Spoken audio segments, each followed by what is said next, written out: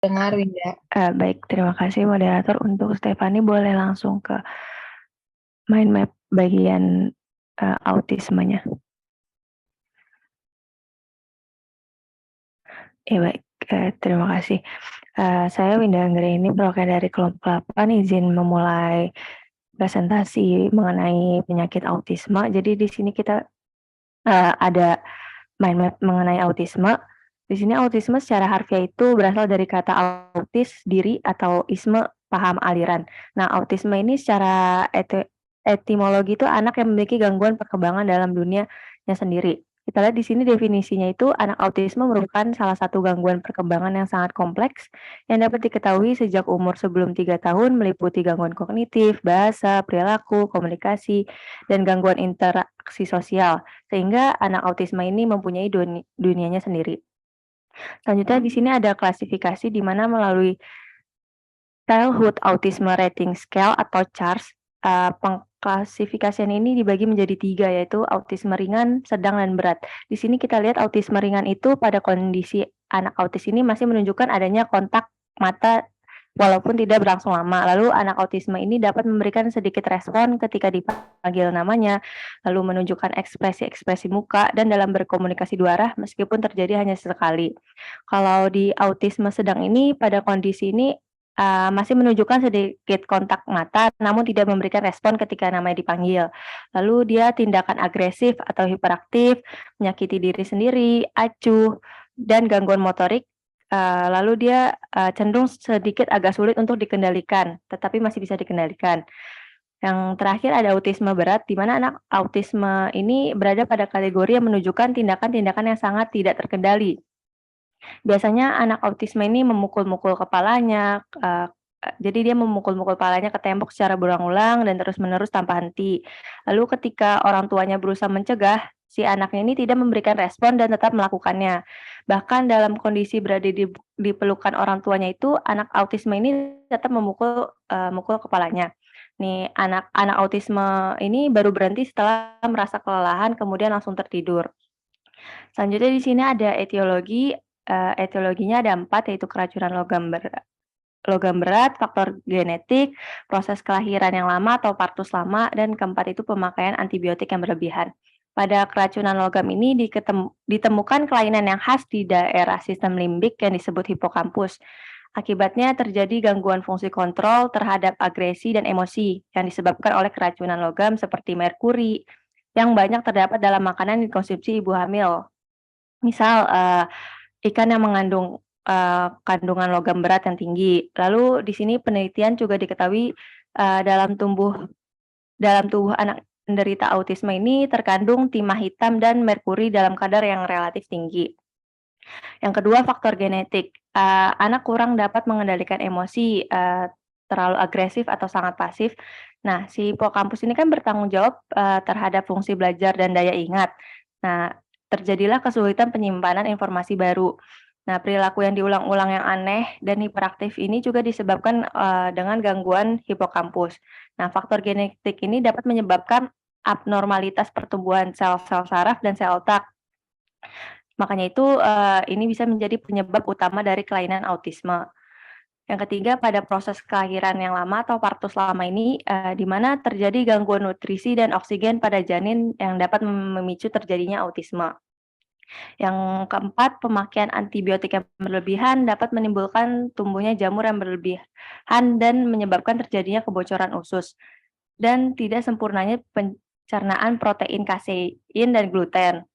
Nah, kedua protein ini, hanya terpecah sampai polipeptida. Jadi polipeptida yang timbul dari kedua protein tersebut ini terserap, ke dalam aliran darah dan menimbulkan efek morfin pada otak anak. Sehingga terjadinya kegagalan pertumbuhan otak karena nutrisi yang diperlukan dalam pertumbuhan otak tidak dapat diserap oleh tubuh. Selanjutnya, ada manifestasi klinik, boleh agak ke bawah dikit? Iya, terima kasih. Di sini ada manifestasi kliniknya, yang pertama gangguan dalam komunikasi verbal maupun nonverbal. Dalam gangguan ini meliputi kemampuan berbahasa dan mengalami keterlambatan atau sama sekali tidak dapat bicara. menggunakan kata-kata tanpa menghubungkan dengan arti yang lazim digunakan. Lalu, berkomunikasi dengan menggunakan bahasa tubuh dan hanya dapat berkomunikasi dalam waktu singkat. Lalu, kata-kata yang tidak dapat dimengerti oleh orang lain. Dia juga, meniru kata, kalimat, atau lagu tanpa tahu artinya dan dalam gangguan komunikasi ini, biasanya anak autisme ini bicaranya monoton seperti robot. Yang kedua, gangguan dalam interaksi sosial, hal ini meliputi gangguan menolak atau menghindari untuk bertatap muka. Lalu dia tuh tidak menoleh bila dipanggil, sehingga sering diduga tuli, merasa tidak senang atau menolak dipeluk, lalu bila menginginkan sesuatu, dia menarik tangan orang yang terdekat dan berharap orang tersebut melakukan sesuatu untuknya. Dia juga tidak berbagi kesenangan dengan orang lain, dan saat bermain bila didekati malah menjauh. Yang ketiga ada gangguan dalam bermain, di antaranya bermainnya sangat monoton dan aneh. Misalnya nih, dia tuh suka menderetkan sabun menjadi satu deretan yang panjang, lalu memutar bola pada mobil, dan mengamati dengan seksama dalam jangka waktu yang lama. Lalu kalau ada kedekatan dengan benda-benda tertentu seperti kertas, gambar, kartu, terus, lalu dipegang, dibawa ke mana saja, ketika dia pergi. Lalu dia juga bila senang satu mainan itu dia nggak mau mainan yang lain. Selanjutnya ada gangguan perilaku, dilihat dari gejala yang sering dianggap sebagai anak yang senang kerapihan, terus dia harus menempatkan barang-barang tertentu pada tempatnya. Lalu di sini anak dapat terlihat hiperaktif, misal bila masuk dalam rumah yang baru pertama kali dia datengin. Lalu ia akan membuka semua pintu, berjalan ke sana kemari dan berlari-lari tentu arah. Lalu ia juga sering menyakiti dirinya sendiri seperti memukul kepala di dinding. Lalu dapat menjadi sangat hiperaktif atau sangat pasif, seperti duduk diam bengong dengan tatapan mata kosong. Gangguan perilaku ini juga seperti marah tanpa alasan yang masuk akal. Selanjutnya ada yang kelima, gangguan perasaan dan emosi. Di sini kita lihat, dia tuh memiliki perilaku tertawa tertawa sendiri, menangis, atau marah tanpa sebab. Lalu dia juga sering mengamuk tak terkendali atau temper tantrum, terutama bila tidak mendapatkan sesuatu yang diinginkan, bahkan bisa lebih agresif dan merusak. Lalu dia juga tidak dapat berbagi perasaan, empati dengan, anak lain.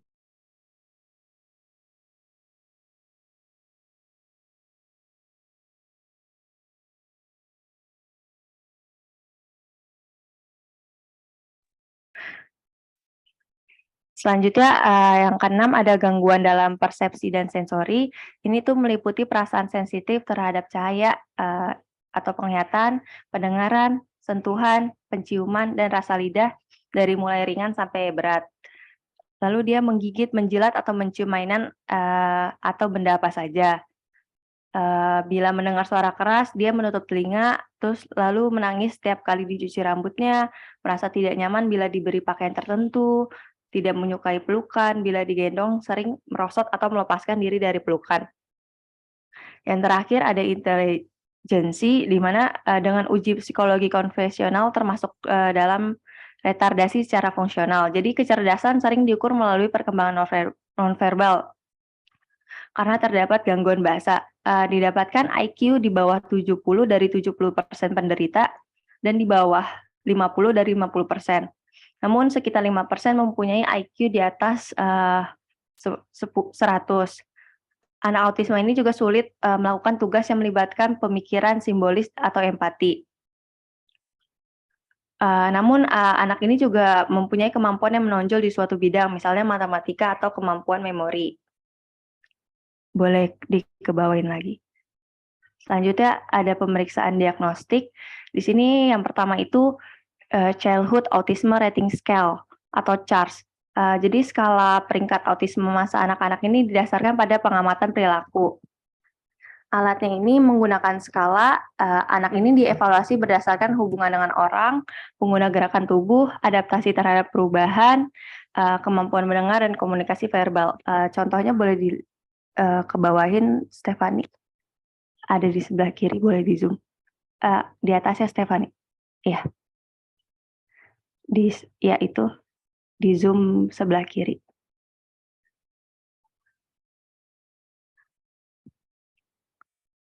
Nah, ini contoh penilaian Childhood Autism Rating Scale. Yang pertama itu pergaulan dengan orang, peniruan, tanggapan emosi, koordinasi dan keselaraan tubuh. Ini bisa dilihat ada 14 item, di mana kondisi normal itu diberi skor 1, kalau gangguan ringan itu diberi skor 2, gangguan sedang itu diberi skor 3, dan gangguan berat itu diberi skor 4. Lalu skor ini jumlah skornya ini misalnya kalau skornya 15 sampai 25 itu bukan autisme, hasil skor 30 sampai 35 ini autisme ringan, skor 40 sampai 50 ini autisme sedang, dan skor 55 sampai 60 ini autisme berat.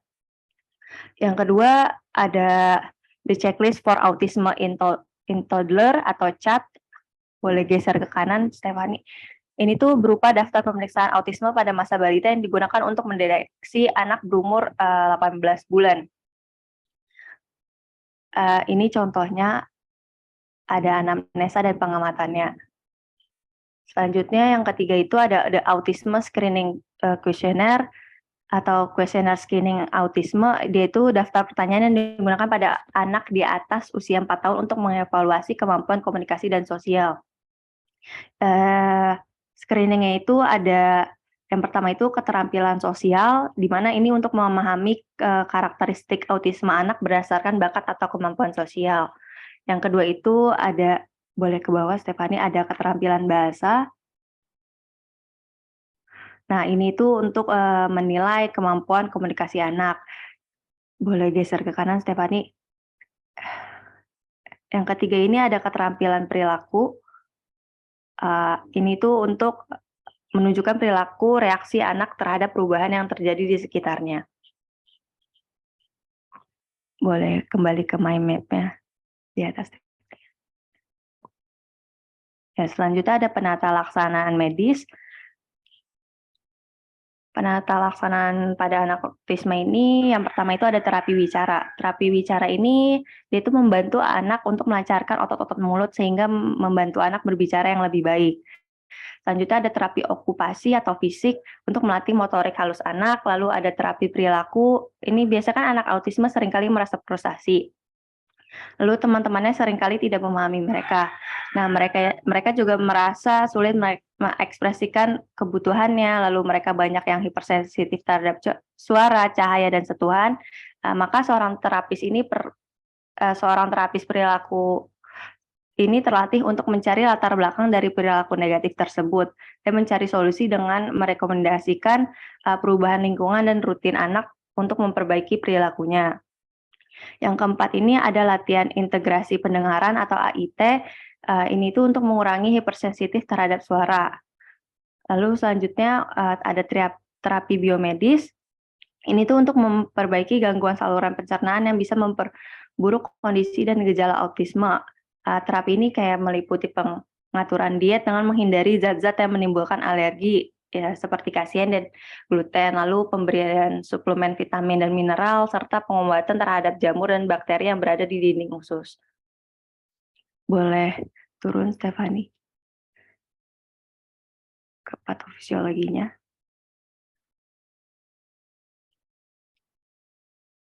Baik, selanjutnya kita akan membahas mengenai patofisiologi pada autisme. Di sini yang pertama itu adanya partus lama atau pada proses kelahiran yang lama, di mana terjadinya gangguan nutrisi dan oksigen pada janin dapat memicu terjadinya autisme. Sehingga anak ini menyebabkan abnormalitas pertumbuhan sel saraf.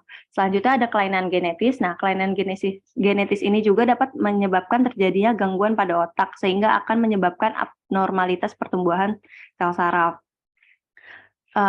Pada kolom ketiga ini ada keracunan logam, di mana dalam keracunan logam ini pada pemeriksaan darah bayi-bayi yang baru lahir diketahui pertumbuhan abnormal pada penderita autis dipicu oleh berlebihannya neutropin dan neuropeptida otak, yang merupakan zat kimia otak yang bertanggung jawab untuk mengatur pendambahan sel saraf, migrasi, diferensiasi, pertumbuhan, dan perkembangan jaringan sel saraf.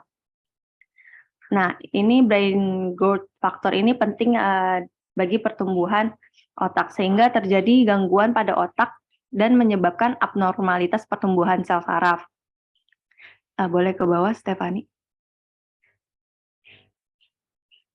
Nah, kan tadi ada abnormalitas pertumbuhan sel saraf. Nah, lalu akan terjadinya peningkatan neurokimia otak secara abnormal. Hal ini menyebabkan pertumbuhan abnormal pada daerah tertentu. Pada gangguan autisme ini terjadi kondisi growth without gains atau tumbuh tanpa pengawasan, di mana bagian-bagian otak tumbuh dan mati secara tak beraturan. Kita bisa lihat di bagian sebelah kanan ini adanya kerusakan pada sel Purkinje dan hipokampus, di mana pertumbuhan abnormal bagian otak tertentu itu menekan pertumbuhan sel saraf lain. Jadi hampir semua peneliti melaporkan berkurangnya sel Purkinje ini di otak kecil pada autisme diduga merangsang pertumbuhan akson, glia, dan mielen sehingga terjadi pertumbuhan otak secara abnormal atau sebaliknya.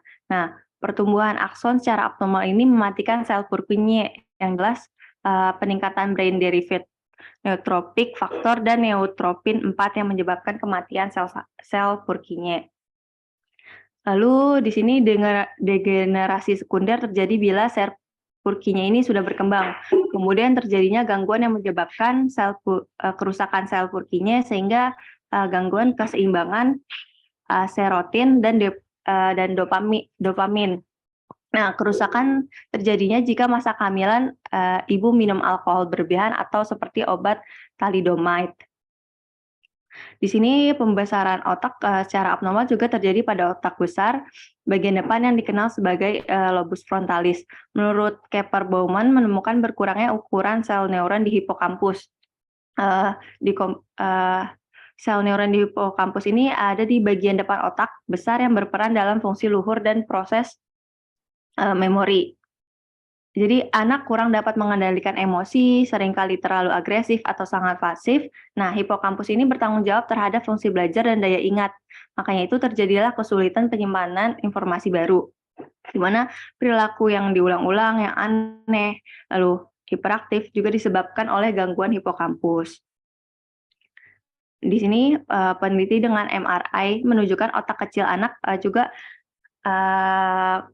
normal. Kalau otak kecil normal anak kan mengalami aktivitas selama melakukan gerakan motorik, belajar sensorik motorik, atensi, proses mengingat, serta kegiatan bahasa. Nah, kalau gangguan pada otak kecil ini menyebabkan reaksi atensi lebih lambat, lalu kesulitan memproses persepsi atau membedakan target, lalu overselektivitas dan kegagalan mengekspor lingkungannya. Sehingga terjadinya, boleh ke bawah, Step.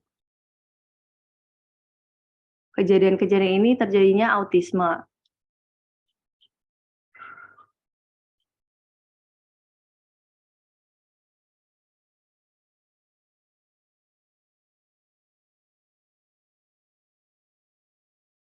Selanjutnya, autisme ini mengalami keterlambatan dalam berbahasa atau komunikasi, sehingga menyebabkan terlambat bicara dan bicaranya monoton. Dan didapatkan diagnosanya itu gangguan komunikasi verbal pada nomor diagnosa 0119. Dan didapatkan intervensinya pada promosi komunikasi atau promosi komunikasi defisit bicara. Boleh ke bawah, Stefani.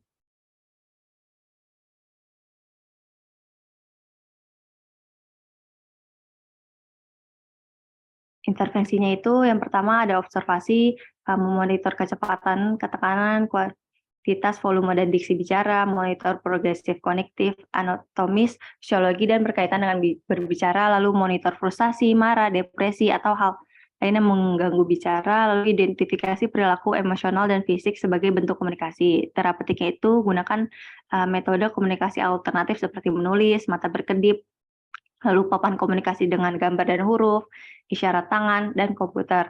Lalu sesuaikan gaya komunikasi dengan kebutuhan. Lalu ada modifikasi lingkungan untuk meminimalkan bantuan. Lalu ulangi apa yang disampaikan pasien, beri dukungan psikologis, dan gunakan juru bicara jika perlu. Edukasinya ini anjurkan berbicara perlahan, dan ajarkan pasien serta keluarga dalam proses kognitif, anatomis, fisiologis, yang berhubungan dengan kemampuan bicara. Untuk kolaborasinya dirujuk ke ahli patologi bicara atau terapis. Boleh yang naik ke atas, Stefani. Selanjutnya, autisme ini juga adanya hambatan perkembangan yang dapat mengabaikan atau mengacuh orang lain, dan yaitu perilakunya aneh didapatkan diagnosa nomor 0118 yaitu gangguan interaksi sosial, dan didapatkan intervensinya itu modifikasi perilaku keterampilan sosial. Di sini observasinya itu identifikasi penyebab kurangnya keterampilan sosial, lalu ada identifikasi fokus pelatihan keterampilan sosial. Terapeutika ini motivasi untuk berlatih keterampilan sosial, lalu beri umpan balik positif seperti pujian atau penghargaan terhadap kemampuan sosialisasinya, lalu libatkan keluarga selama latihan keterampilan sosial. Boleh ke bawah, Stefani. Nah, edukasinya ini jelaskan tujuan melatih keterampilan sosial, jelaskan respon dan konsekuensi keterampilan sosial, lalu anjurkan mengungkapkan perasaan akibat masalah yang dialami, lalu anjurkan mengevaluasi pencapaian setiap interaksi, edukasi keluarga untuk dukungan keterampilan sosial, dan latih keterampilan sosial secara bertahap. Boleh naik lagi, Stefani. Selanjutnya, autisme ini mengalami gangguan perilaku hiperaktif, agresif, dan sangat pasif ini didapatkan diagnosanya itu pada nomor 0145 yaitu resiko mencederai atau resiko mutilasi diri, dan intervensinya itu manajemen pengendalian marah, di mana observasinya ini identifikasi penyebab kemarahan, identifikasi harapan perilaku terhadap ekspresi kemarahan, lalu monitor potensi agresi tidak konstruktif, dan lakukan tindakan sebelum agresif. Terapeutika ini gunakan pendekatan yang tenang dan meyakinkan, lalu fasilitasi ekspresi marah secara adaptif, lalu cegah kerusakan fisik akibat ekspresi marah, misalnya menggunakan senjata, nah cegah aktivitas pemicu agresi, lalu dukung menerapkan strategi pengendalian marah dan ekspresi marah adaptif. Edukasinya ini bisa jelaskan makna fungsi marah, frustasi dan respon marah, lalu anjurkan meminta bantuan perawat atau keluarga selama ketegangan meningkat, lalu ajarkan strategi untuk mencegah ekspresi marah, lalu ajarkan metode untuk memodulasi pengalaman emosi yang kuat. Boleh naik, Stefani.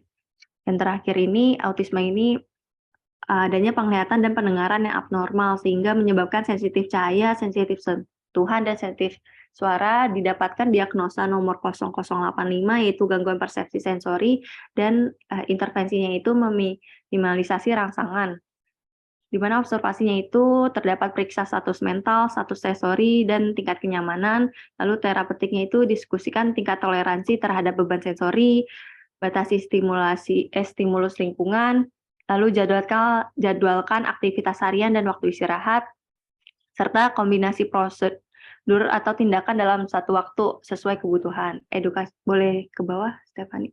Edukasinya ini ajarkan cara meminimalisir stimulus, seperti mengatur pencahayaan ruangan, mengurangi kebisingan, dan membatasi kunjungan, serta kolaborasinya ini kolaborasi dalam meminimalkan prosedur tindakan dan kolaborasi pemberian obat yang mempengaruhi persepsi stimulus. Kolaborasi pemberian obat yang mempengaruhi persepsi stimulus.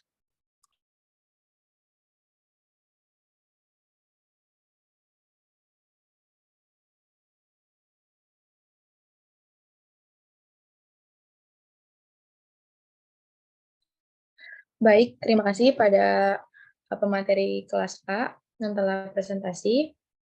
Selanjutnya untuk kelas B, bisa dilanjutkan presentasi. Baik, terima kasih atas waktunya. Saya Faris dari kelompok perwakilan dari kelompok 8 kelas B. Izin untuk saya skip.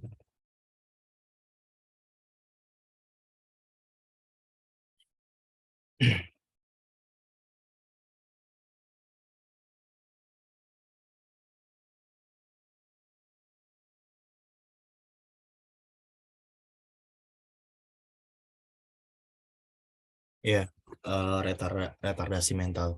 Definisi penyakit keterbelakangan mental atau lazim disebut retardasi mental atau RM adalah suatu keadaan dengan intelijensi yang kurang atau subnormal sejak masa perkembangan. sejak lahir atau sejak masa kanak-kanak. Biasanya terdapat perkembangan mental yang kurang secara keseluruhan, tetapi gejala utama ialah intelijensi yang terbelakang. Retardasi mental disebut juga oligofrenia, oligo yaitu kurang atau sedikit, dan fren jiwa atau tuna mental. Keadaan tersebut ditandai dengan fungsi kecerdasan umum yang berada di bawah rata-rata dan disertai dengan berkurangnya kemampuan untuk menyesuaikan diri atau berperilaku adaptif. Nah, tunagrahita atau retardasi mental ini lambatnya fungsi intelektual, yaitu IQ 70 ke bawah berdasarkan tes intelijensi baku dan terjadi pada masa perkembangan, yaitu antara masa konsepsi hingga usia 18 tahun. Retardasi mental dikenal dengan keterbelakangan mental karena memiliki keterbatasan dalam hal kecerdasannya. Anak berkebutuhan khusus sukar untuk mengikuti program pendidikan di sekolah biasa secara klasikal. Oleh karena itu, anak berkebutuhan khusus membutuhkan pelayanan pendidikan secara khusus yang disesuaikan dengan kemampuan anak tersebut. Etiologinya, yaitu ada 3. Yang pertama faktor pranatal, yang kedua faktor perinatal, dan yang ketiga faktor pascanatal. Nah, untuk faktor yang pranatal dulu, yang pertama yaitu ada kelainan bentuk dan jumlah kromosom. Nah, yang kedua ada kelainan metabolik, yang ketiga infeksi intoksifikasi, racun yang berasal dari lingkungan, kekurangan nutrisi atau malnutrisi. Untuk faktor perinatal yaitu posisi janin yang abnormal, kecelakaan pada waktu lahir dan kegawatan fatal, prematuritas, asfiksia neonatarum. Faktor postnatal yaitu ada cedera kepala, infeksi otak, gangguan kejang, dan malnutrisi. Nah, untuk retardasi mental ini menurut DSM 4TR yaitu bahwa yang pertama ada retardasi mental berat sekali, yaitu IQ di bawah 20 atau 25, sekitar 1-2% dari orang yang terkena retardasi mental. Nah, kelompok retardasi mental sangat berat ini pada sebagian besar individu dengan diagnosis ini dapat diidentifikasikan kelainan neurologis yang mengakibatkan retardasi mentalnya. Sewaktu masa anak-anak, mereka menunjukkan gangguan yang berat dalam bidang sensiomotorik, perkembangan motorik dan mengurus diri, dan kemampuan komunikasi dapat ditingkatkan dengan latihan-latihan yang adekuat. Beberapa di antaranya dapat melakukan tugas sederhana di tempat yang disupervisi dan dilindungi. Lalu yang kedua, retardasi mental berat IQ sekitar 20-25 sampai 35 sampai 40. Nah, di data bahwa sebanyak 4% dari orang yang terkena retardasi mental. Jadi untuk retardasi mental ini selama masa anak-anak mereka sedikit atau tidak mampu berkomunikasi. Sewaktu usia sekolah, mereka dapat belajar bicara dan dapat dilatih dengan kecakapan mengurus diri secara sederhana. Mereka memperoleh jangkauan yang terbatas pada instruksi pembelajaran pra-akademik, seperti mengetahui huruf dan perhitungan yang sederhana. Tetapi bisa menguasai seperti belajar membaca dan melihat beberapa kata. Nah, sewaktu usia dewasa, mereka dapat melakukan kerja yang sederhana bila diawasi secara ketat. Kebanyakan dapat menyesuaikan diri dalam kehidupan bermasyarakat bersama keluarganya jika tidak didapatkan hambatan yang menyertai yang membutuhkan perawatan khusus. Nah, yang ketiga ada retardasi mental sedang, IQ sekitar 35 sampai 40 sampai 50 sampai 55. Sekitar 10% dari orang yang terkena retardasi mental. Nah, untuk retardasi mental sedang ini sebaiknya penggunaan terminologi dapat digunakan karena memberikan kesan mereka dari kelompok ini tidak dapat dididik atau educable. Kelompok ini membentuk sekitar 10% dari kelompok retardasi mental. Kebanyakan individu dengan tingkat retardasi ini memperoleh manfaat dari latihan vokasional dan dengan pengawasan yang sedang dapat mengurus atau merawat diri sendiri. Mereka juga memperoleh manfaat dari latihan kecakapan sosial dan okupasional, namun mereka dapat berpergian di lingkungan yang sudah dikenal. Nah, selama remaja, mereka akan kesulitan dalam mengenal norma-norma pergaulan lingkungan, sehingga mengganggu hubungan persaudaraan. Pada masa dewasa, sebagian besar dapat melakukan kerja yang kasar atau setengah kasar di bawah pengawasan workshop yang dilindungi. Mereka dapat menyesuaikan diri komunitas lingkungan dengan pengawasan atau supervisi. Nah, yang terakhir yaitu retardasi mental ringan, IQ sekitar 50-55 sampai 70. Sekitar 85% dari orang terkena retardasi mental dan pada umumnya adalah anak-anak. Jadi untuk retardasi mental ringan ini rata-rata yang terkena ini adalah anak-anak. Nah, pada 85% dari kelompok retardasi mental pada usia prasekolah 0 sampai 5 tahun, mereka dapat mengembangkan kecakapan sosial dan komunikatif, mempunyai sedikit dalam bidang sosiomotorik dan sering tidak dapat dibedakan dari anak yang tanpa retardasi mental sampai usia yang lebih lanjut. Pada usia remaja, mereka dapat memperoleh kecakapan akademik sampai setara kira-kira tingkat sekolah dasar kelas 6 SD. Sewaktu masa dewasa, mereka biasanya dapat menguasai kecakapan sosial dan vokasional cukup sekedar untuk bisa mandiri, namun mungkin membutuhkan supervisi, bimbingan dan pertolongan, terutama ketika mengalami tekanan sosial atau tekanan ekonomi. Nah, diagnosa keperawatannya di sini ada risiko cedera. Mohon maaf saya ulangi dari pathway-nya. Jadi untuk retardasi mental ini ada terjadi kerusakan pada fungsi otak. Nah, di bagian hemisfer kanan dan hemisfer kiri. Jadi otak kebagi dua, ada hemisfer kanan, hemisfer kanan dan hemisfer kiri. Nah, untuk hemisfer kanan, keterlambatan perkembangan motorik kasar dan halus. Nah, untuk hemisfer kiri, keterlambatan pengembangan bahasa, sosial, dan kognitif. Nah, ini menyebabkan penurunan fungsi intelektual secara umum dan gangguan perilaku adaptif sosial yang terbagi menjadi 3. Ada keluarga, hubungan sosial, dan perkembangan. Nah, untuk keluarga ini akan berdampak kepada defisiensi pengetahuan. Dan dari keluarga ini juga bisa terkena coping keluarga yang tidak efektif. Nah, untuk hubungan sosial ini akan terjadi hubungan komunikasi secara verbal dan juga dapat terjadi hambatan interaksi sosial ketika sang anak sedang berinteraksi sosial atau berhubungan sosial. Nah, untuk tahap perkembangan, untuk retardasi mental ini akan mengalami penurunan fungsi intelektual gitu dan gangguan tumbuh kembang. Nah, diagnosa keperawatannya yang pertama itu ada hambatan komunikasi verbal, yang kedua ada hambatan interaksi sosial, yang ketiga defisiensi pengetahuan, dan yang keempat coping keluarga yang tidak efektif. Nah, ada manifestasi klinis yang terjadi ketika terjadi retardasi mental. Yang pertama ada gangguan kognitif, yang kedua ada lambatnya keterampilan ekspresi dan represi bahasa, yang ketiga ada gagal melewati tahap perkembangan yang utama, yang keempat kemungkinan lingkar kepala di atas atau di bawah normal, yang kelima kemungkinan lambatnya pertumbuhan, yang keenam kemungkinan tonus otot abnormal, yang ketujuh kemungkinan ciri-ciri dismorfik atau kelainan pada bentuk wajah, kecacatan. Lalu yang terakhir adalah terlambatnya perkembangan motorik halus dan motorik kasar. Nah, untuk komplikasinya ada cerebral palsy atau gangguan otak, lalu yang kedua gangguan kejang, yang ketiga gangguan kejiwaan, yang keempat gangguan konsentrasi atau hyperaktif, yang kelima defisit komunikasi, karena intinya untuk retardasi mental ini gangguan wicara kepada orang-orang yang sedang mengalami penyakit tersebut, dan konstipasi karena penurunan motilitas usus akibat obat-obatan yang kurang mengkonsumsi makanan berserat dan cairan. Dan yang terakhir adalah gangguan sensoris dan masalah ortopedik.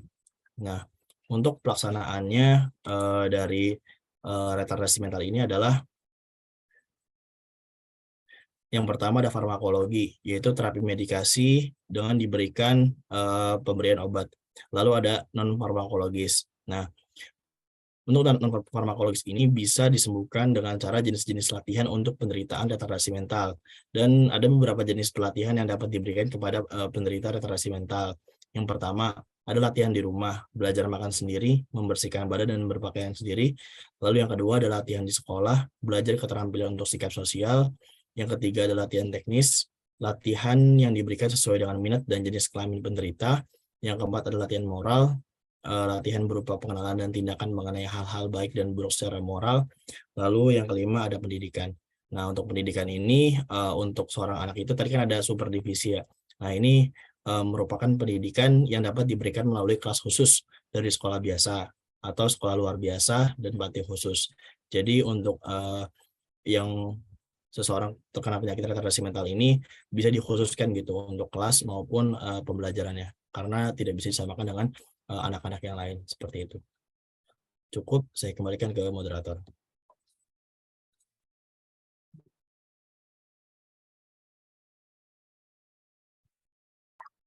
Baik, terima kasih kepada pemateri kelas B untuk presentasi. Selanjutnya kepada RKI dipersilakan untuk presentasi.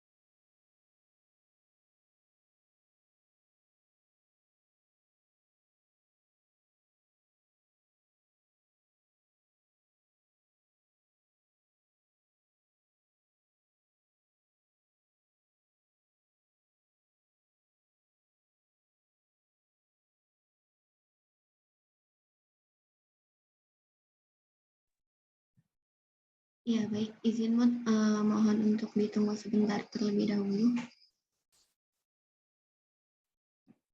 Ya. Oke, baik. Untuk selanjutnya, izinkan saya untuk menyampaikan materi mengenai Down syndrome. Yang pertama, kita bahas mengenai definition-nya terlebih dahulu. Mungkin bisa tolong di Zoom aja, atau udah kelihatan? Udah. Oke, baik.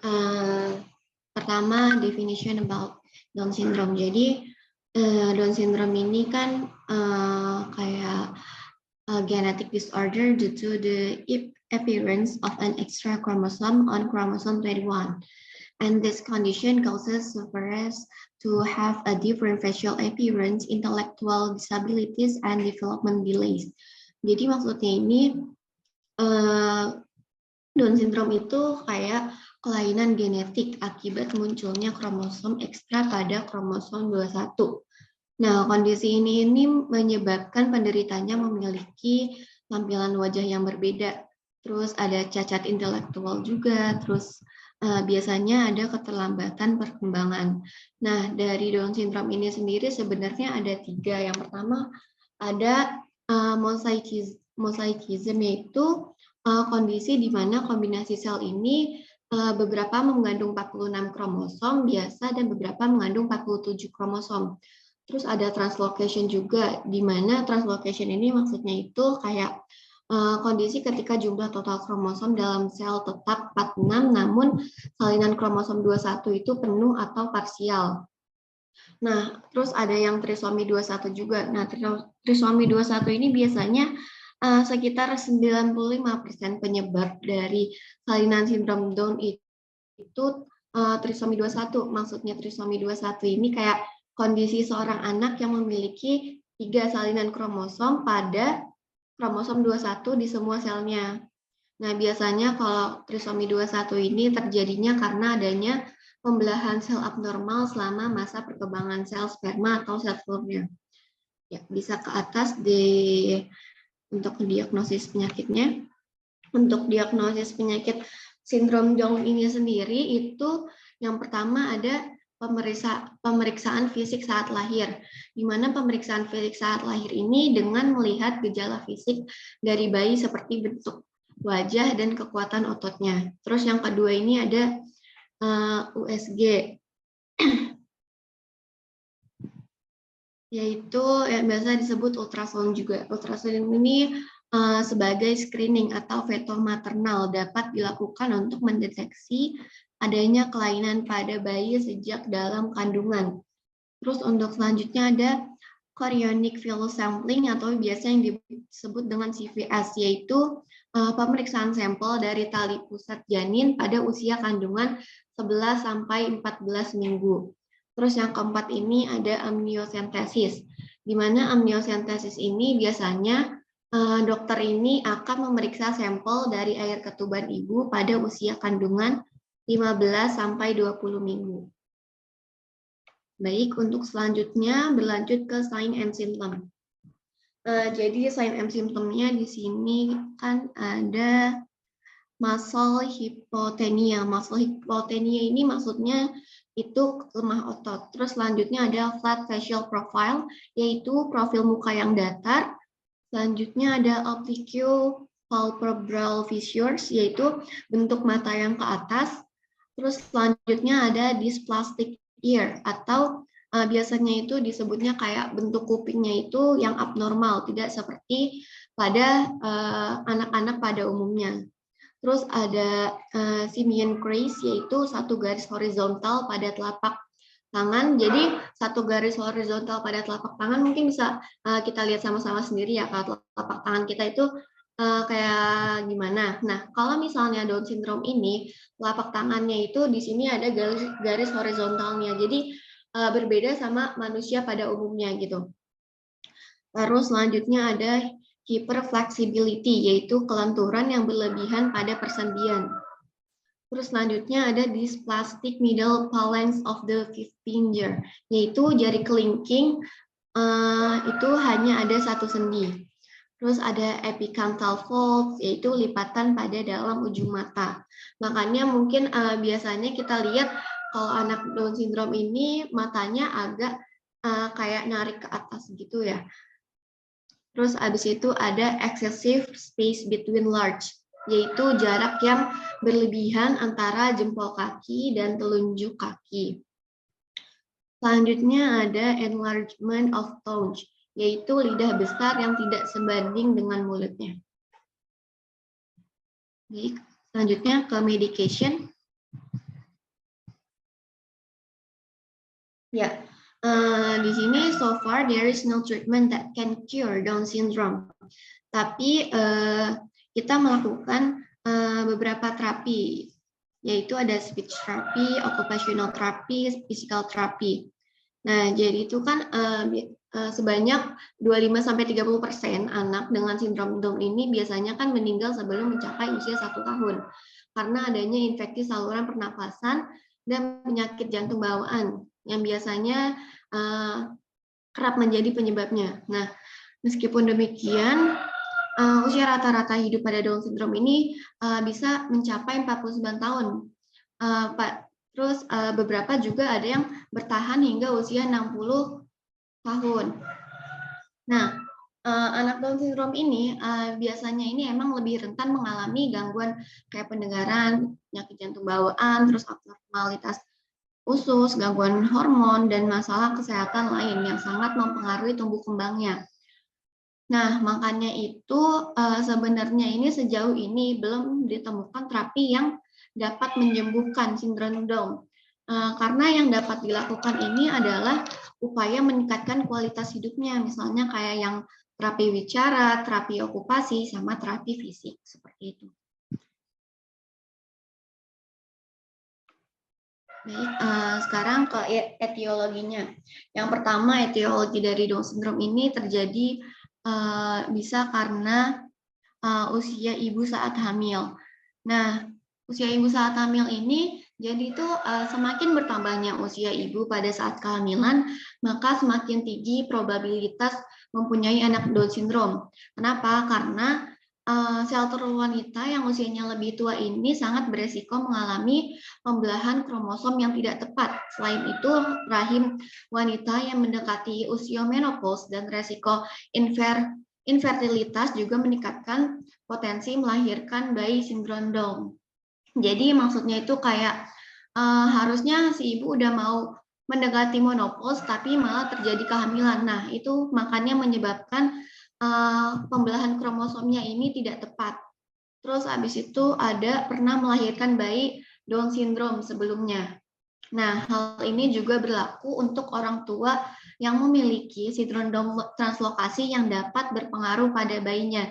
Jadi kemungkinan besar orang tua yang sebelumnya memang melahirkan anak sindrom Down, jadi kehamilan berikutnya sangat berpotensi memiliki anak bayi yang memiliki sindrom Down juga. Terus selanjutnya mengenai jumlah saudara kandung dan jarak lahir. Jadi sama seperti usia saat ibu mengandung, resiko ini juga semakin meningkat bila jarak antar kehamilan terlalu jauh. Apalagi ibu ini mengandung anak pertamanya pada usia yang cukup tua. Seperti itu. Terus selanjutnya yaitu kekurangan asam folat. Nah, kekurangan asam folat ini sendiri ini biasanya dipicu karena kerja metabolisme tubuh yang kurang optimal dalam memecah asam folat. Jadi penurunan metabolisme asam folat ini bisa berpengaruh terhadap pengaturan epigenetik untuk membentuk kromosom. Terus selanjutnya karena faktor lingkungan. Nah, faktor dari benda asing, paparan radiasi bahan kimia, sama zat asing selama masa kehamilan, ini tuh dapat menjadi faktor resiko. Selain itu, tentu merokok pada saat masa kehamilan juga tidak diperbolehkan karena dapat menyebabkan rantai kromosom lebih pendek, terus kelainan jantung, terus sama kemungkinan otak pada bayi itu berkelainan seperti itu. Selanjutnya bisa berlanjut ke pathway.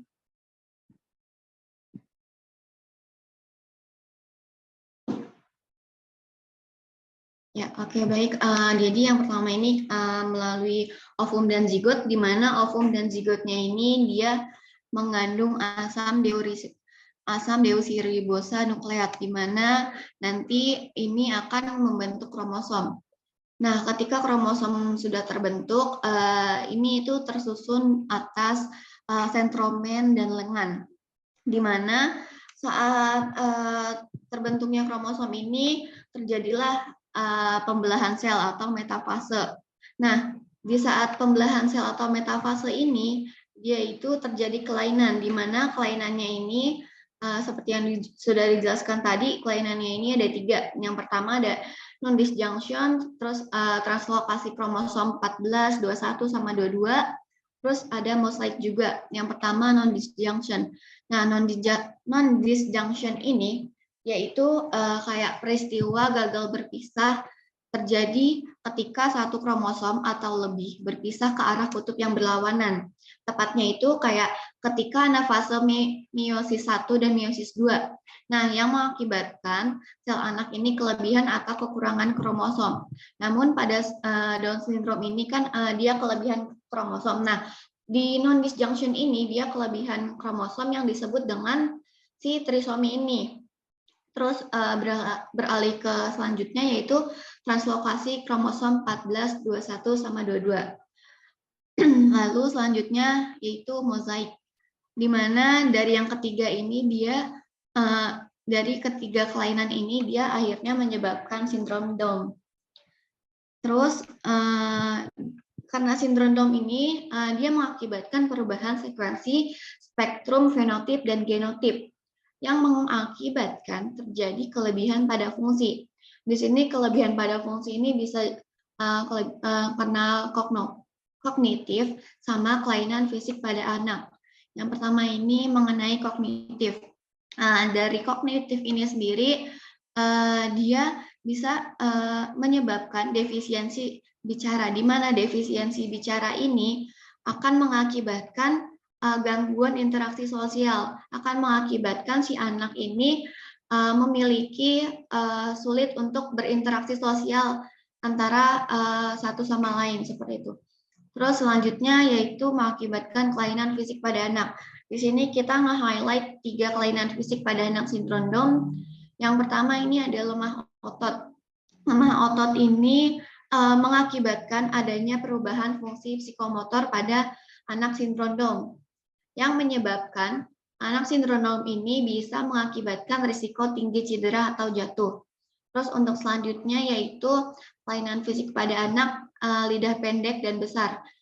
Lidah pendek dan besar ini mengakibatkan ketidakmampuan menelan makanan, di mana ketidakmampuan menelan makanan ini menyebabkan anak Down syndrome dapat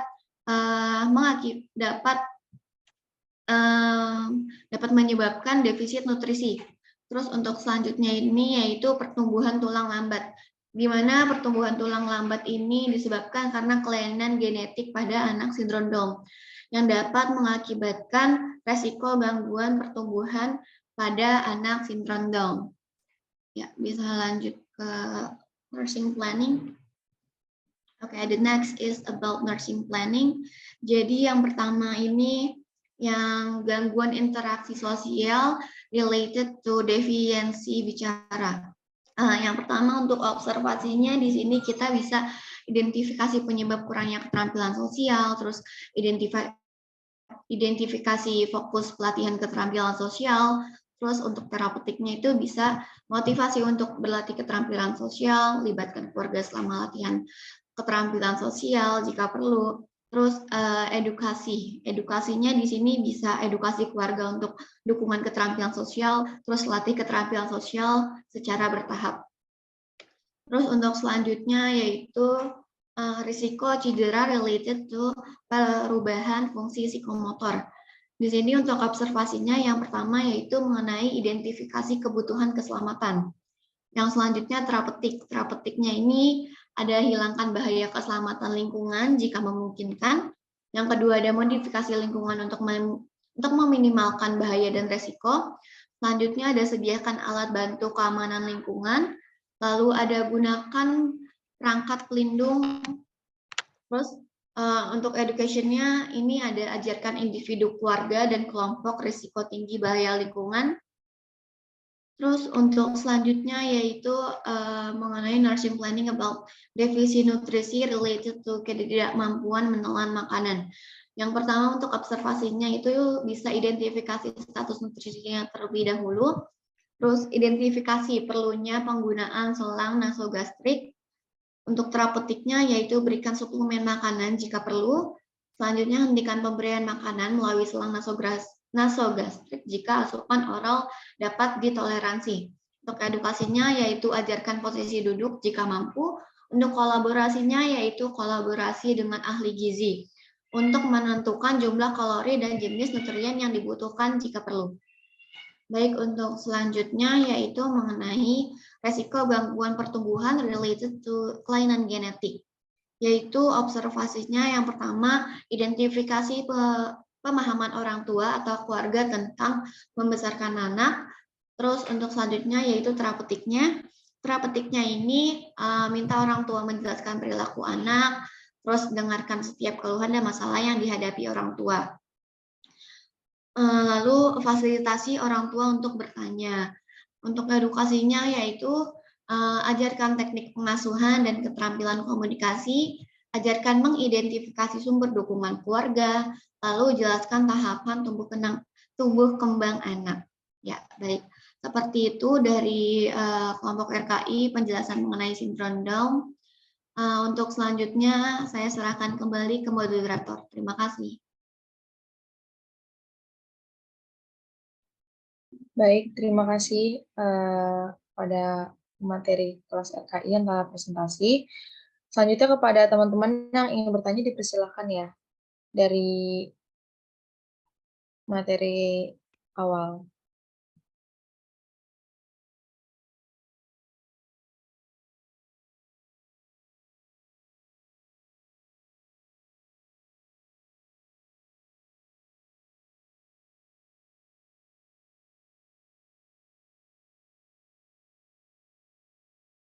Baik, kepada Elsa dipersilakan. Baik, terima kasih moderator atas kesempatannya. Sebelumnya saya Elsa Komalasari dari kelas A izin bertanya pada pemaparan materi pertama tadi mengenai autis. Tadi kan disebutkan ya sama Winda bahwa ada ciri autis itu pada anak itu suka menyusun atau menderetkan mainan gitu. Jadi jika kita melihat hal tersebut itu apakah dapat dijadikan acuan untuk tahu anak tersebut itu menderita autis seperti itu. Terima kasih.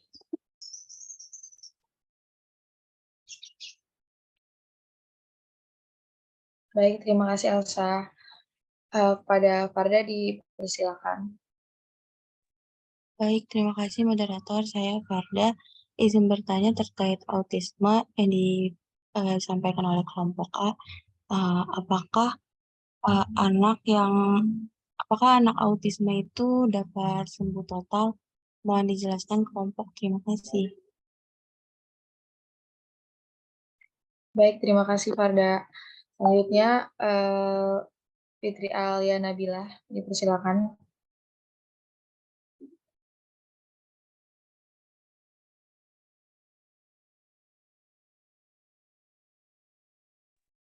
Izin masuk moderator, sepertinya untuk Fitri Alia di kolom chat.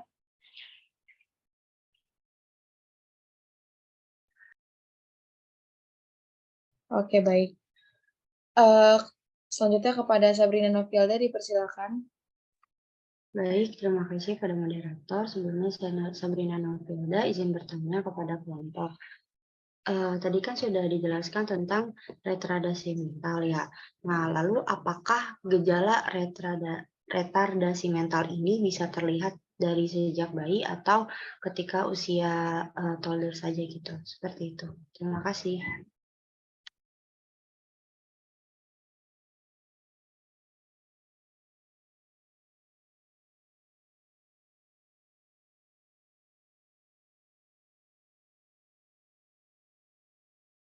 Baik, untuk sesi tanya jawab sesi 1 ditutup dulu ya. Kepada kelompok dipersilakan untuk menjawab pertanyaan.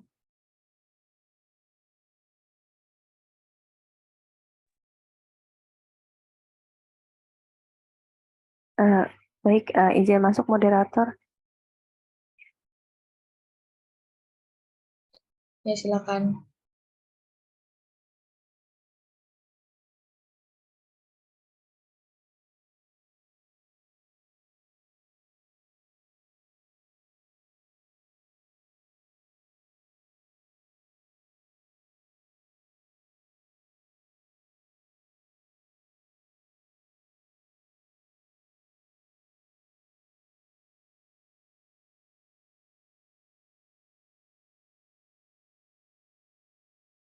Baik, saya izin menjawab pertanyaan dari Warda tadi, apakah anak autisme ini bisa sembuh total?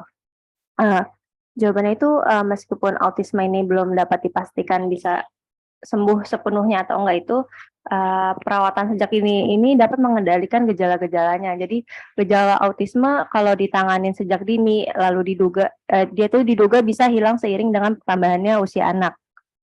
Maka dari itu masih sangat memungkinkan bagi orang-orang yang dengan gangguan autisme ini untuk hidup lebih baik dan mandiri. Dan seiring berjalannya waktu, penderita bisa menjadi lebih baik dengan perawatan yang tepat. Lalu saat ini para ahli dan para peneliti ini dari seluruh penjuru dunia itu masih terus bekerja untuk menemukan metode teknologi atau pengobatan yang baik agar si autisme ini bisa disembuhkan sepenuhnya. Namun hal ini memang masih memakan waktu yang lama. Seperti itu. Apakah sudah terjawab, Farda? Baik, sudah terjawab, Winda. Terima kasih.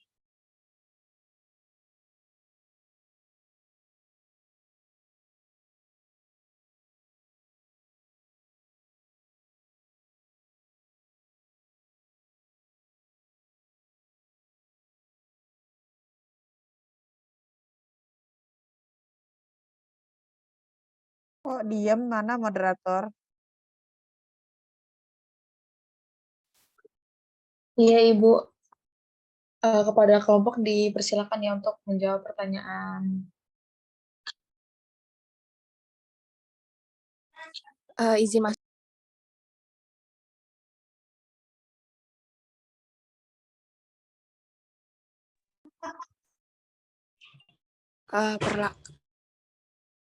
Perkenalkan, nama saya Salsabila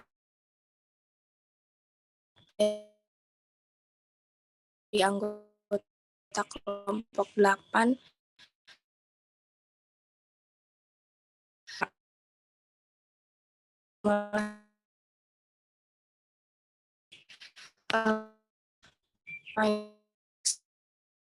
bisa untuk anak itu karena ada normal menyoroti mainan atau anak sedang berusaha mencari tahu lidah.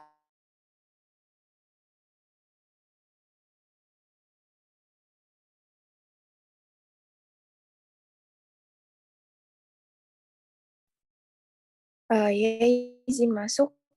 Apakah suara saya sudah terdengar? Sudah.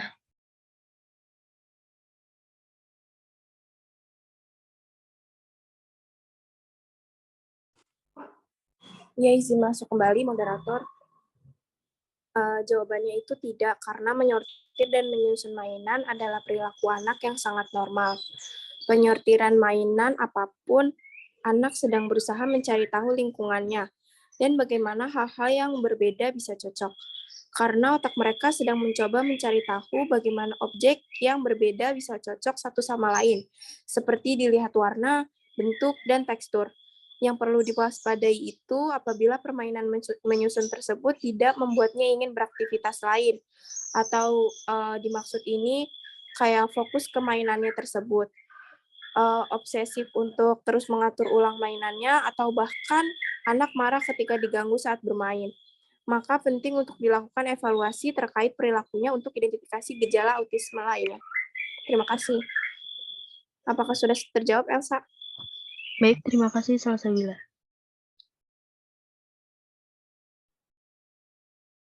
Baik, kepada pemateri kelas A, bisa menjawab pertanyaan dari Fitri Alia Nabila. Izin masuk, moderator. Langsung saja, saya Bismil dari kelompok 8 RKI. Saya izin menjawab pertanyaan Fitri Alia Nabila mengenai ada nggak sih pantangan makanan atau makanan yang harus dihindari sama anak autis. Jadi sebenarnya untuk anak autis ini ada beberapa pantangan makanan. Contohnya kayak dia itu dianjurkan untuk diet bebas gluten dan kasein. Nah, gluten ini itu merupakan tepung terigu dan olahannya, sedangkan si kasein ini merupakan susu dan olahannya. Kenapa tidak diperbolehkan untuk memakan tepung terigu atau susu dan olahannya itu? Karena si tepung terigu ini kan mengandung gluten ya, si gluten ini membentuk gluteomorfin. Nah, itu berpotensi menyebabkan gangguan perilaku seperti nanti anaknya ini hiperaktif gitu. Selanjutnya untuk susu ini dapat menyebabkan alergi juga pada anak autis, dan makanya si anak autis ini dianjurkan beberapa diet. Yang tadi yang pertama diet bebas gluten dan kasein. Terus selanjutnya yang kedua ada diet anti-yes. Yes ini ragi atau fermentasi. Selanjutnya juga ada diet zat adiktif. Contoh zat adiktif itu apa? Kayak pewarna, pemanis makanan, pengawet yang kayak gitu. Terus apa solusi pengganti makanan bagi anak autis ini yang tadinya tepung terigu nggak diperbolehkan? Kita mencari makanan-makanan pengganti. Contohnya kayak mie bisa diganti dari mie yang dibuat dari tepung beras. Terus kalau biskuit bisa juga dicari biskuit di tepung beras. Biasanya ada toko khusus anak autis. Terus kayak cemilan-cemilan bebas tepung itu kayak singkong goreng atau ubi rebus itu bisa. Terus kalau semisalnya susu dan olahannya itu kita ganti sama susu kedelai. Terus untuk buah-buahan juga mereka kan tidak boleh terlalu banyak mengkonsumsi yang manis-manis ya. Jadi buah-buahan juga diperhatikan kayak apel, anggur, melon dan yang lebih banyak mengandung gula itu diganti sama pepaya, nanas, sirsak kayak gitu. Dan untuk zat adiktif ini kurangi memakan makanan yang mengandung pemanis, pengawet yang kayak gitu. Apakah terjawab, Fitri Alia Nabila?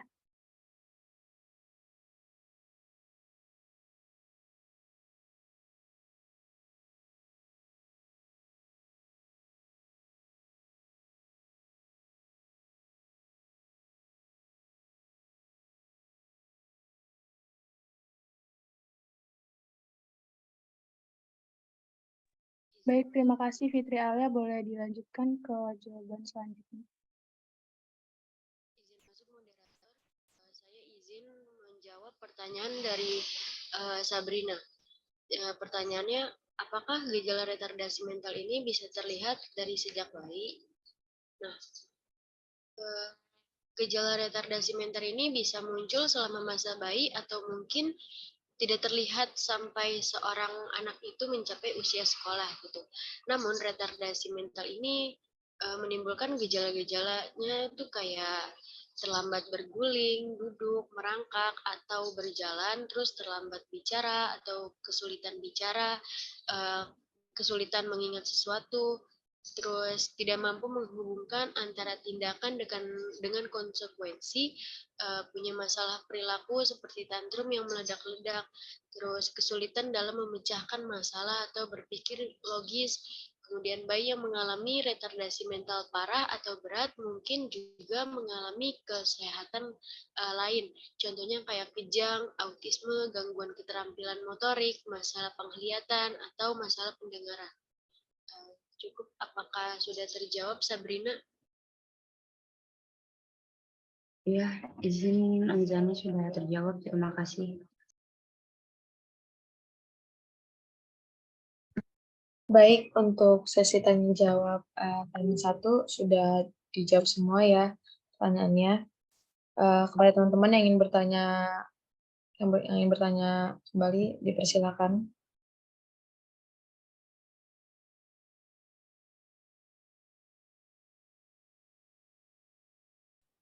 Kepada Hertinayo dipersilakan.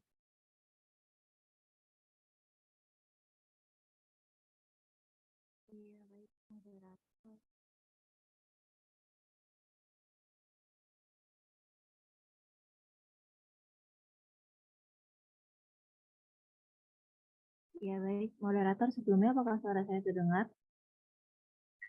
Izin terdengar. Ya. Sebelumnya izin memperkenalkan diri, saya Hertinayu dari kelas 2 RKI. Izin bertanya ya mengenai yang pertama, saya izin bertanya ke Mas Heri retardasi mental.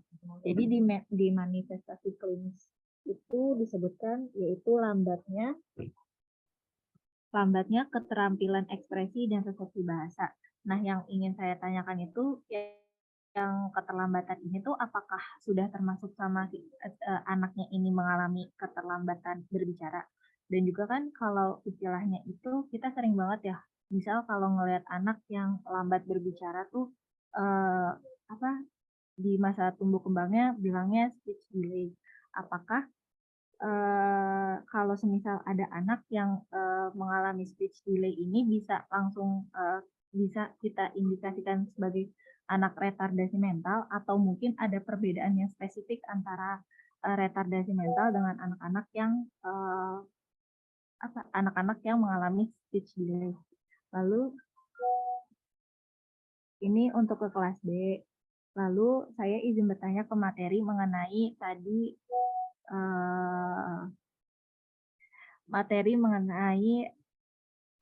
Down syndrome. Di Down syndrome. Nah, kalau untuk Down syndrome ini benar nggak? Kira-kira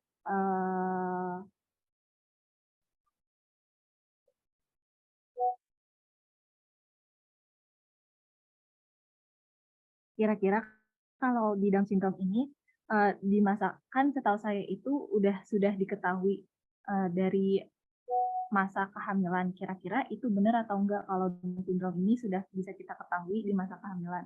Lalu kira-kira ada nggak upaya pencegahan dari si Down syndrome ini atau mungkin ada tindakan yang harus segera kita lakukan ketika kita tahu kalau ada anak yang sudah memiliki tanda dan gejala dari Down syndrome? Sekian, terima kasih. Baik, terima kasih Hertinayo. Selanjutnya kepada Adinda Ramadhani dipersilakan. Baik, terima kasih moderator. Sebelumnya izin memperkenalkan diri, nama saya Dinda Ramadhani. Saya izin bertanya mengenai Down syndrome. Jadi mengapa sih anak Down syndrome itu memiliki wajah yang khas seperti mukanya itu sama gitu? Itu kenapa ya? Terima kasih. Baik, terima kasih Adinda Ramadhani. Selanjutnya untuk teman-teman, apakah ada yang ingin bertanya lagi?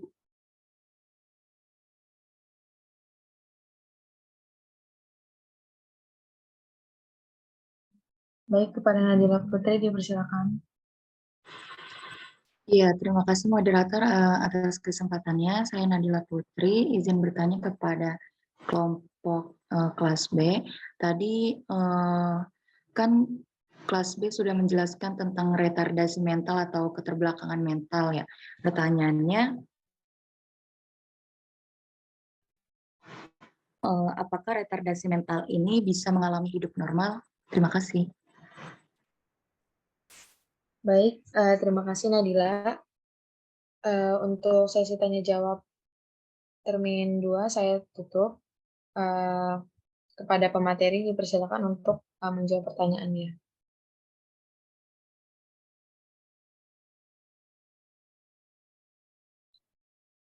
Pada Kansa dipersilakan. Ya, baik. Izin menjawab moderator. Terima kasih atas kesempatannya. Izin menjawab pertanyaan dari Hartinayu. Baik, untuk yang pertama yaitu benar nggak kalau semisal Down syndrome ini dapat diketahui dalam masa kehamilan? Ya, baik. Oke, seperti yang sudah saya jelaskan tadi ya. Jadi DS ini dia bisa diketahui ketika bisa diketahui sejak si ibu ini mengandung si bayi. Nah, diketahuinya ini dengan cara diagnosis dengan analisis kromosom dengan cara pengambilan CVS atau mengambil sedikit bagian janin pada plasenta pada kehamilan 10 sampai 12 minggu. Terus habis itu ada juga pemeriksaan amniosentesis, yaitu pengambilan air ketuban. Di mana pengambilan air ketuban ini diambil ketika usianya 14 sampai 16 minggu. Nah, terus pencegahan dapat dilakukan dengan melakukan pemeriksaan kromosom melalui yang tadi, yang amnio sama yang CVS. Terus kalau misalnya ibu hamil yang pernah mempunyai anak dengan sindrom Down atau mereka yang hamil di atas usia 40 tahun, mereka itu perlu hati-hati, perlu lebih memantau perkembangan janinnya. Kenapa? Karena mereka yang usianya 40 tahun itu memiliki resiko melahirkan anak dengan sindrom Down lebih tinggi. Nah, terus mengenai pertanyaan sindrom Down ini dapat dicegah atau tidak, sebenarnya sindrom Down ini tidak dapat dicegah, apalagi kalau misalnya orang tuanya ini memang sebelumnya melahirkan anak sindrom Down.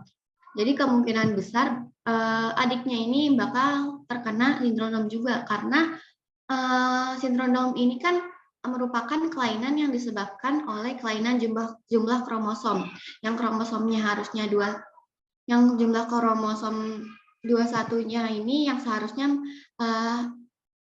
hanya 2, terus malah jadi 3 kromosomnya, seperti itu. Apakah sudah cukup terjawab, Nayu?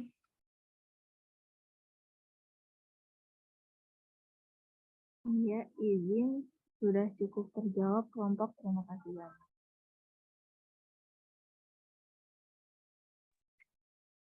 Baik, selanjutnya kepada Faris dipersilakan.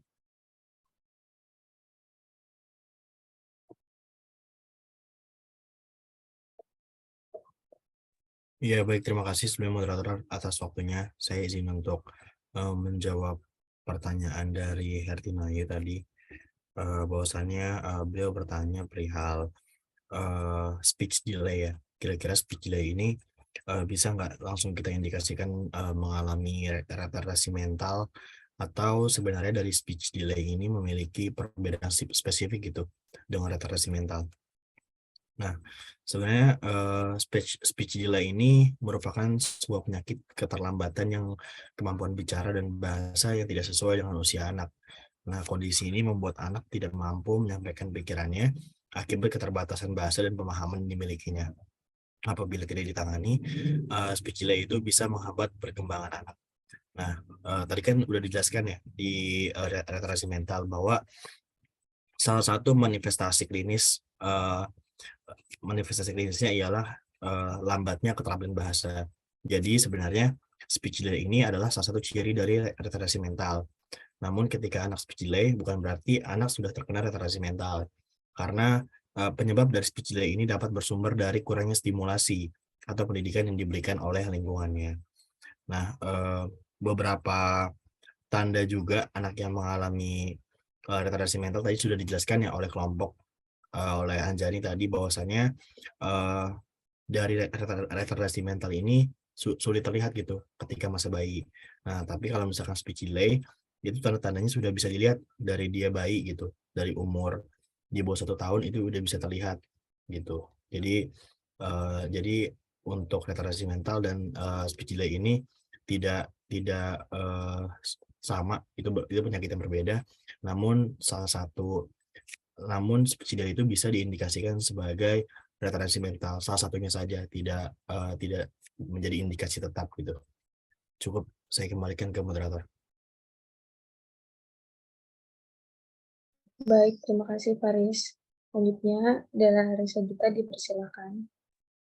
Ya, izin menjawab pertanyaan dari Nadila. Pertanyaannya yaitu, apakah anak yang mengalami gangguan retardasi mental bisa mengalami hidup normal? Saya jawab ya, anak yang didiagnosa mengalami retardasi mental itu tidak bisa sembuh sepenuhnya, tetapi ada beberapa hal yang dapat dilakukan untuk merawat anak agar berkembang layaknya anak normal. Tujuan utama perawatannya yaitu untuk membantu anak mencapai potensi penuh dalam hal pendidikan, keterampilan sosial, dan keterampilan hidupnya. Perawatannya yaitu termasuk terapi perilaku, terapi okupasi, konseling, dan dalam beberapa kasus memperbaiki kondisi. Dan ada juga beberapa hal yang bisa dilakukan untuk membantu anak yang mengalami retardasi mental, yaitu dengan melatih kemandirian anak. Biarkan anak mencoba hal baru dan dorong anak untuk melakukan sesuatu sendiri, dan selalu libatkan anak dalam kegiatan berkelompok. Ya, cukup, saya kembalikan ke moderator. Baik, terima kasih Dela. Selanjutnya kepada Yeni Chandra dipersilakan.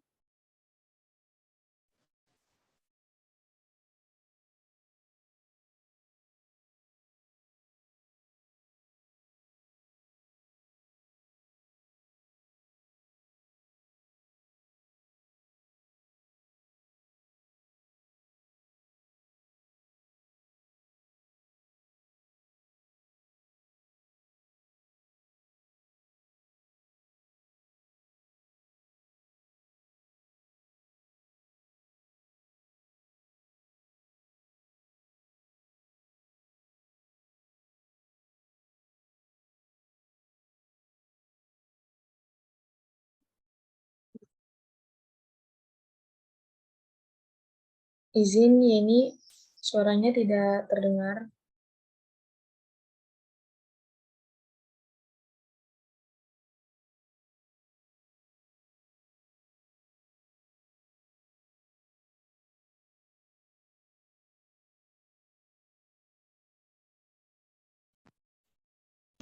Jawabannya itu setiap bayi lahir dengan 46 kromosom, yaitu 23 kromosom dari ibu dan 23 kromosom itu dari si ayah. Namun pada anak dengan Down syndrome ini memiliki ekstra kromosom, lebih tepatnya terdapat 3 salinan kromosom ke-21 yang dikenal dengan sebutan trisomi 21. Nah, ekstra kromosom ini membuat anak Down syndrome ini lahir dengan karakteristik wajah yang khas.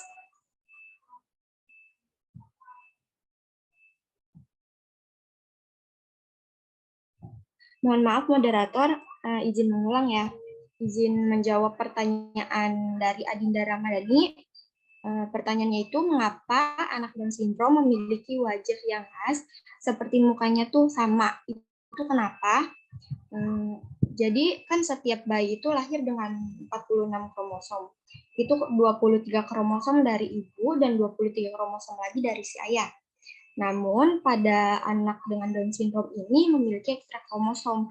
Lebih tepatnya, terdapat 3 salinan kromosom ke-21 yang dikenal dengan sebutan trisomi 21. Nah, ekstra kromosom ini membuat anak Down syndrome lahir dengan karakteristik wajah yang sama. Nah, baik, saya kembalikan pada moderator. Baik, terima kasih Yeni. Kepada teman-teman yang ingin bertanya, Saya buka termin 3 ya. Yang ingin bertanya silakan raise hand. Sepertinya kita cukupkan ya, sudah 9.38. Saya akan merangkum dulu.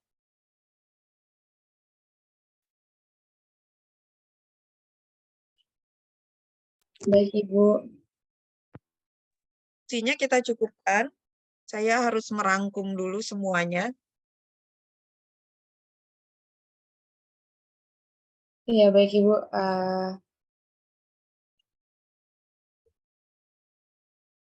Silakan moderator tutup dulu. Baik, sesi presentasi pada pagi hari ini sudah selesai. Selanjutnya saya silakan kepada Ibu Titi, waktu dan tempat dipersilakan. Baik, terima kasih Hodijah selaku moderator. Jadi dari 3 topik yang tadi kita diskusikan itu sebetulnya semua terangkum dalam ABK, ya, anak berkebutuhan khusus. Jadi saya coba untuk men-share ya. Nah, sebetulnya ABK ini sudah menjadi perhatian pemerintah ya, terutama di Kementerian Kesehatan, yaitu di Direktorat Bina Kesehatan Anak Kementerian Kesehatan RI. Ya, sudah ada programnya. Ya, yang ini dasar hukumnya dan landasannya, kemudian ini gambaran sekilas tumbuh kembang anak. Nah, ini kebutuhan yang utama bagi anak yaitu asuh, ASI, dan asah ya. Asah itu antara lain adalah stimulasi tumbuh kembang ya. Nah, ternyata tidak semua anak itu lahir dengan kondisi baik-baik saja. Gitu ya. Jadi ada beberapa anak yang lahir memerlukan ya intervensi khusus, yaitu yang disebut dengan ABK, anak berkebutuhan khusus. Anak berkebutuhan khusus itu dibagi 2, anak dengan long term need, ya kebutuhan perawatan yang panjang, kemudian anak dengan masalah neurodevelopmental. Anak dengan long term need ini antara lain adalah anak dengan penyakit thalassemia, ini apa sih kok ada muncul di sini ya? Kemudian anak dengan sindrom nefrotik dan sebagainya. Nah, kemudian selain dari anak dengan penyakit kronis, ada juga child abuse dan neglect. Ya, ini sudah dibahas di awal ya, kekerasan pada anak, sistem perlindungan anak. Kemudian anak dengan masalah neurodevelopmental itu misalnya adalah anak dengan gangguan anatomi dan fisiologi, misalnya hermaprodit ya. Kemudian ada restriksi kemampuan, misalnya cedera, cacat. Nah, yang tadi autis, retardasi mental, kemudian apa satu lagi tadi sindrom sindrom Down ya, itu masuknya adalah anak dengan long term need. Ya, jadi anak dengan kelainan-kelainan bawaan gitu.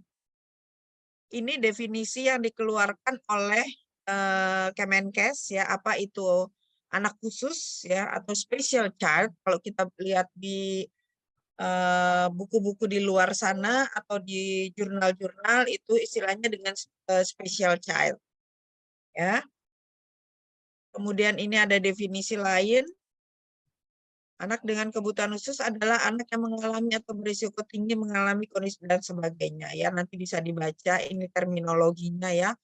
Ada chronic illness, ada congenital disability, ya congenital disability termasuk tadi ya, kemudian developmental disability, ada disability itu sendiri akibat kecelakaan dan sebagainya, ada handicap, ada impairment, ada teknologi dependent child, jadi anak yang tergantung pada teknologi ya. Ini gambar-gambarnya, ini cerebral palsy, ini autism, ya kemudian ini contoh sindrom Down ya. Ini umurnya Anda tahu berapa nih? 38 tahun, tapi tingginya cuma segini. Ya, tadi sudah disebutkan oleh kelompok bahwa anak dengan sindrom Down itu mengalami pertumbuhan yang lambat. Ya. Nah, ini umurnya sudah mendekati 50 tahun ini. Nah, ini di mana saya berfoto ini di lounge-nya Garuda. Jadi Garuda itu memperkerjakan anak-anak dengan handicap, terutama sindrom Down, supaya bisa mandiri, gitu ya. Tadi ditanya, kenapa sih kok mukanya sama semua ya, mirip ya? Ya karena memang kelainannya ada di gen, ya genetik, sehingga genetik itu akan mempengaruhi bentuk tubuh, bentuk wajah dan sebagainya, gitu. Jadi mereka ini seperti saudara ya, dengan mongoloid face namanya, ya. Nah, yang harus kita waspadai atau kita garis bawahi, sindrom Down ini biasanya bukan merupakan kelainan bawaan yang mandiri. Dia banyak kawan-kawannya nih. Ya, kawannya itu antara lain misalnya PJB, penyakit jantung bawaan. Terus mikrosefal. Terus ada lagi tadi yang mungkin dengan berat, yaitu retardasi mental. Ya, jadi nggak pernah berdiri sendiri yang namanya sindrom Down ini. Dia pasti bawa kawan-kawan. Gitu ya. Oke, jadi ini berkaitan dengan pertanyaan siapa tadi, ini ada hermafrodit, ya, ada handicap karena polio dan sebagainya. Dasarnya adalah Konvensi Hak Anak yang diratifikasi dengan Kepres nomor 36 tahun 1990, ya, bahwa menjadi sehat adalah hak setiap anak dengan 4 prinsip penata laksanaannya, yaitu non-diskriminatif, kepentingan terbaik bagi anak, hak untuk hidup, kemudian penghargaan terhadap pendapat anak. Implementasi ini terintegrasi atau komprehensif, ya, dilaksanakan bersama-sama oleh pemerintah, masyarakat, dan keluarga. Nggak bisa hanya pemerintah sendiri, nggak bisa hanya masyarakat sendiri, atau hanya keluarga sendiri. Ya, apalagi tadi kalau kita lihat retardasi mental, itu nggak bisa keluarga menghandle sendiri. Jadi harus ada masyarakat di sekitarnya, harus juga pemerintah ikut campur tangan. Itu ya, ini dasar hukum. Kemudian ini kebijakan pemerintahnya adalah tetap Undang-Undang Nomor 23 tahun 2002 tentang perlindungan anak pasal 44. Ini dasar hukum ABK. Ya, ini sudah kita bahas ya, perlindungan anak ya. Sistem perlindungan anak sudah kita bahas di pertemuan sebelumnya. Ini arah kebijakan pemerintahnya. Ya, anak sehat, tujuan akhirnya adalah anak sehat, anak berkualitas, ya. Oke, kemudian upaya pelayanan bagi anak khusus atau special child, tadi ada promotif, preventif, kuratif, dan rehabilitatif. Kalau sudah terjadi masalah seperti retardasi mental, terutama retardasi mental yang berat tadi, ya, apa sih upaya promotifnya? Apa upaya preventifnya? Nah, ini nanti menjadi bagian atau area dari keperawatan anak, yaitu pediatrik sosial. Ya, nanti siapa yang tertarik untuk berkecimpung di pediatrik sosial itu sangat memungkinkan untuk mengembangkan karir di sini. Ya, nah kemudian ini terintegrasinya ya, ada dari masyarakat, kemudian ada jaringannya yaitu ke puskesmas, dan juga ke sekolah-sekolah. Jadi ada sekolah inklusi namanya. Ya, ada sekolah inklusi di mana sekolah itu khusus untuk anak-anak ABK. Tetapi ada periode tertentu anak ini dibaurkan ke sekolah umum untuk menilai apakah dia sudah mampu beradaptasi dengan masyarakat secara umum. Gitu. Ya, walaupun pendidikannya khusus, tapi ada periode tertentu di mana anak ini dibaurkan. Gitu ya. Oke, jadi pertanyaan-pertanyaan oleh peserta atau oleh audiens tadi sudah dijawab dengan baik oleh kelompok ya, sampai kepada apakah ada makanan pantangan ya, kemudian apakah bisa sembuh atau tidak ya, Nah, kalau memang dasarnya adalah karena masalah di jaringan otak, misalnya retardasi mental, masalahnya adalah di jaringan otaknya, ya, seperti Anda semua sudah ketahui bahwa otak itu adalah organ yang irreversibel. Oh ya, artinya ya bahwa kalau sudah ada jejas, kalau sudah ada luka, maka tidak akan bisa sembuh. Gitu. Tidak seperti kulit yang kalau dia luka dia bisa sembuh sempurna seperti semula, tapi otak tidak. Jadi kesimpulannya bisa disembuhkan nggak ketiga penyakit tadi? Apalagi sindrom Down. Tidak bisa disembuhkan. Ya, sindrom Down itu penyebabnya jelas-jelas gen, kecuali gen replacement. Ya, itu pun karena sudah terbentuk jadi akan sulit. Belum pernah ada yang berhasil gen replacement untuk mencegah sindrom Down. Ya, karena kita nggak tahu gitu. Ya. Kemudian tadi ada pertanyaan juga yang menarik. Speech delay. Jadi gini, speech delay itu adalah bukan penyakit tapi gejala dari salah satu yang 3 disebutkan tadi. Autis, sindrom Down, kemudian juga retardasi mental. Ya, jadi speech delay atau keterlambatan berbicara berbahasa itu merupakan salah satu gejala atau salah satu tanda. Jadi kalau misalnya sampai 2 tahun anaknya belum bisa menyebutkan 2 kata, itu harusnya orang tua sudah warning. Atau 6 bulan anaknya belum bisa babbling. Ya, 3 bulan anaknya belum bisa babbling, belum ngoceh, itu harusnya orang tua waspada. Ya, harus sering diamati. Karena gejala yang paling dominan adalah untuk autis, gejala yang paling dominan itu adalah sulit merespon. Ya, sulit merespon stimulus lingkungan gitu. Jadi itu yang harus diwaspadai. Itu ya. Jadi analognya kayak gini. Presiden orang Jawa. Apakah orang Jawa semua presiden? Tidak. Speech delay itu menggambarkan retardasi mental. Salah satu gejalanya retardasi mental. Apakah semua speech delay pasti retardasi mental? Tidak. Gitu ya. Tadi siapa? Hertinayu yang nanya ya. Gitu. Itu cara berpikir induktif, deduktif. Ya, terus tadi juga ada pertanyaan apa ya yang udah terjawab ya, kenapa mukanya sama semua ya. Sudah terjawab itu memang karena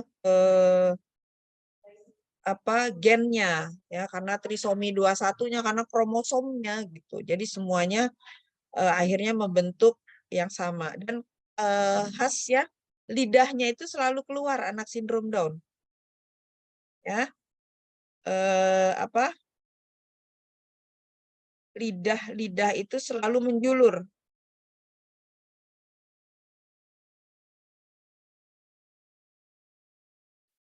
Ya, jadi anak sindrom Down itu sekolahnya harusnya di SLB ya, tidak di sekolah umum, tapi nanti pada saat-saat tertentu itu dia dibaurkan. Ini ya, ini sudah besar, artinya dia sudah mampu mengontrol. Tapi kalau dia tidak mampu, dia lidahnya selalu terjulur. Karena apa? Ukuran lidahnya lebih besar dari rongga mulutnya. Gitu. Terus kalau kita lihat ruas jarinya, ruas jari kita kan 3 ya. Ini kan ada 3 nih. Nah, kalau mereka itu ada yang hanya 2 ruas. Ya, gitu. Itu khas banget wajahnya. Oke. Sampai di sini ada pertanyaan lain lagi, silakan.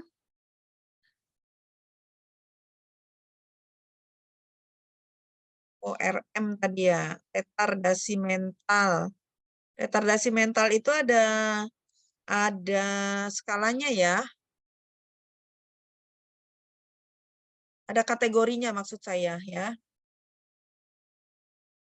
Nih, Ya, ada yang ringan, ada yang sedang, ada yang berat, dan ada yang sangat berat. Ya, tapi semua ini adalah masalah atau gangguan dari kemampuan kognitif. Ya, kalau ringan ini mampu didik, bisa tamat SD dia, walaupun kadang tidak naik kelas, ya kadang susah gitu, dia mampu didik. Ya, kalau yang sedang dia mampu latih. Jadi bisa dilatih. Ada dengar berita ayahnya seorang laki-laki membunuh bayinya usia 7 bulan karena menangis terganggu ketika dia akan melakukan hubungan suami istri dengan istrinya. Jadi terganggu. Ada beritanya di TV. Begitu diselidiki, ternyata si bapak itu adalah retardasi mental, jadi ABK. Ya, tadi ya ABK tidak mampu mengontrol emosinya, ya karena masalah di kognitifnya. Ya, itu. Jadi hati-hati. Itu sebabnya kenapa orang Jawa selalu bebek bobot ya, tolong diperhatikan karena banyak masalah. Ini yang berat ya. Kalau berat ini sudah tampak sejak lahir. Ya, tadi pertanyaannya bisa kelihatan nggak sih waktu bayi gitu ya. Kalau yang berat itu bisa sudah terlihat sejak lahir. Ya, di mana perkembangan motoriknya sangat buruk dan kemampuan bicaranya sangat minim. Ya. Jadi angka kejadiannya adalah 8% dari seluruh retardasi mental. Ya, ini definisi lain dari WHO. Oke. Baik, ada pertanyaan? Di luar ini, jam 10 saya harus rapat 5 menit lagi. Tolong semua materi dikirim ke saya, jangan melalui WA tapi melalui email. Ya, karena akan jadi bahan ujian. Melalui email ya.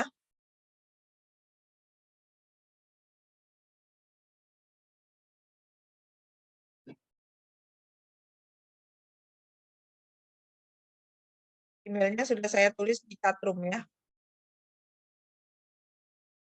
Assalamualaikum Ibu, izin tanya. Ya. Untuk absensi bagaimana ya Ibu? Absensinya luring. Iya Ibu, jadi 14 pertemuan itu luring semua ya Ibu? Iya, luring semua. Supaya nggak kehilangan jejak ya. Oke, ini pertemuan terakhir untuk teori. Untuk praktika, tolong setiap kelas membuat 5 kelompok. Karena praktika akan dibagi menjadi 5 kelompok. Ya, saya segera, karena kita akan praktika di bulan 16 Maret ya. 16 Maret apa 6 Maret? Lupa saya. Pokoknya bulan Maret untuk kelas A kalau nggak salah. Sudah dapat dari Bu Putri ya jadwalnya? Sudah ya? Oke, baik. Ini Bu, untuk keperawatan anak itu praktiknya untuk kelas A itu di April Ibu, bulan April. Oh, April, berarti kelas B duluan ya. Dan di bulan Maret. Oke, baik. Kalau tidak ada lagi pertanyaan, saya rasa ini pertemuan terakhir. Ya. Saya sudah melihat nilai UTS, tapi masih ada yang di bawah NBL, yang di bawah batas lulus 70%. Ya, tolong untuk UAS-nya ditingkatkan. Ya, supaya tidak ada remet. Ya. Oke. Baik, untuk pertemuan terakhir ini saya akhiri. Terima kasih atas perhatian dan partisipasi saudara-saudara sekalian. Billahi taufik wal hidayah. Wassalamualaikum warahmatullahi wabarakatuh. Waalaikumsalam warahmatullahi wabarakatuh. Terima kasih Ibu. Ya. Banyak Ibu. Daftar hadir sesuai jadwal ya. Baik Ibu. Tanggalnya sesuai jadwal. Saya RPS ya. Oke, saya live ya.